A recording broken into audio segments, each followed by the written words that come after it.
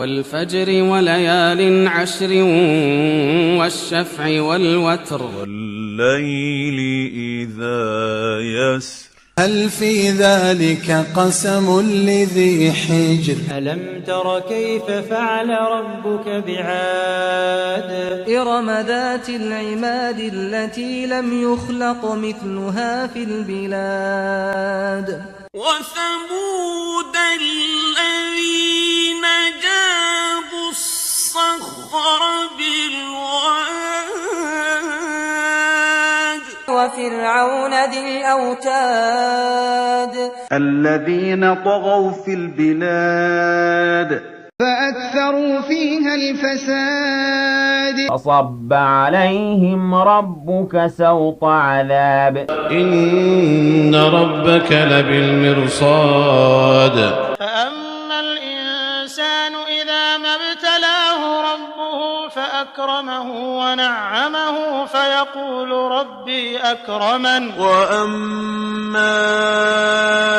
إذا ما ابتلاه فقدر عليه رزقه فيقول ربي أهانن كلا بل لا تكرمون اليتيم ولا تحاضون على طعام المسكين وتأكلون التراث أكلا لما وتحبون المال حبا جما كلا إذا دكت الأرض دكا دكا وجاء ربك والملك صفا صفا وجيء يومئذ بجهنم يومئذ يتذكر الإنسان وأنى له الذكرى يقول يا ليتني قدمت لحياتي فيومئذ لا يعذب عذابه أحد ولا يوثق وثاقه